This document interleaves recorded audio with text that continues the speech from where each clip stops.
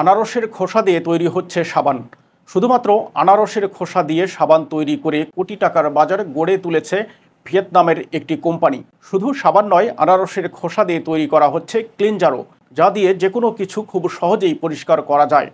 এই সাবান এবং ক্লিনজার এতটাই প্রাকৃতিক উপায়ে তৈরি করা হচ্ছে যে এগুলো খাওয়ারও উপকারী। সাধারণত আনারস খেয়ে আমরা এর খোসা ফেলে দিই, অথচ এই ফেলে দেওয়া খোসাই যদি হয়ে উঠেছে কোটি টাকার ব্যবসার মূল উপাদান।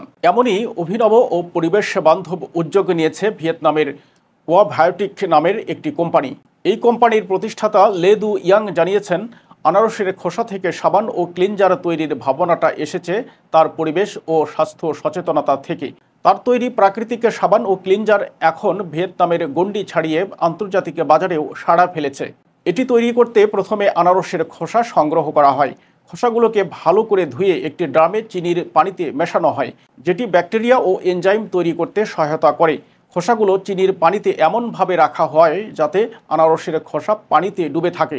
তারপর ড্রামটিকে 3 থেকে 5 দিন এমন একটা জায়গায় রাখা হয় যেখানে সূর্যের আলো সবচাইতে বেশি।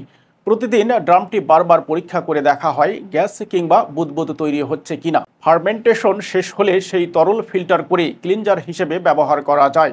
এই ক্লিনজারে থাকা প্রাকৃতিক এনজাইম, অ্যালকোহল ও ল্যাকটিক অ্যাসিড জীবাণু ধ্বংস করে এবং ত্বক পরিষ্কারে সাহায্য করে। সবচেয়ে বিস্ময়কর বিষয় হলো, এই ক্লিনজার এতটাই প্রাকৃতিক যে এটি খাওয়ার উপযোগী বলেও দাবি করেছেন লে দু ইয়াং। অথচ প্রাকৃতিকভাবে তৈরি সাবানের একটি সমস্যা হলো এর স্থায়িত্ব। তবে কোয়া বায়োটিক কোম্পানি এই সমস্যার সমাধান বের করেছে।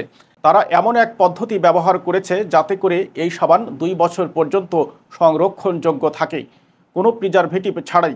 আনারসে থাকা ভিটামিন সি এবং এনজাইম ত্বকের মৃত কোষ সরিয়ে ত্বককে মসৃণ, উজ্জ্বল এবং প্রাণবন্ত করে তোলে। বিশেষ করে যাদের সেনসিটিভ স্কিন বা ব্রণের সমস্যা আছে তাদের জন্য এই সাবান কার্যকরী বলে প্রমাণিত হয়েছে। এই প্রাকৃতিক সাবান ত্বকের প্রাকৃতিক আর্দ্রতা ধরে রাখতে সাহায্য করে, যেখানে অনেকে কেমিক্যাল যুক্ত সাবান ত্বককে শুষ্ক ও টানটান করে ফেলে। আনারস খাওয়ার পর খোসা ফেলে দিলে তা পচে গিয়ে পরিবেশের জন্য ক্ষতিকর গ্যাস উৎপন্ন করে, জলবায়ু পরিবর্তনের ক্ষতিকর প্রভাব বাড়ায়। অথচ কোয়া বায়োটিক এই ফেলনা খোসাকেই কাজে লাগিয়ে তৈরি করছে এমন পণ্য যা সম্পূর্ণ পরিবেশ বান্ধব এবং শরীরের জন্যও নিরাপদ। বাংলাদেশের খাগড়াছড়ি, রাঙামাটি, সিলেট সহ বেশ কিছু অঞ্চল আনারস চাষের জন্য উপযোগী। চাইলে বাংলাদেশেও এই ধরনের উদ্যোগ নেওয়া যেতে পারে। এতে যেমন নতুন উদ্যোক্তাদের জন্য সুযোগ তৈরি হবে, তেমনি পরিবেশ রক্ষার দিকেও এক ধাপ এগিয়ে যাবে দেশ।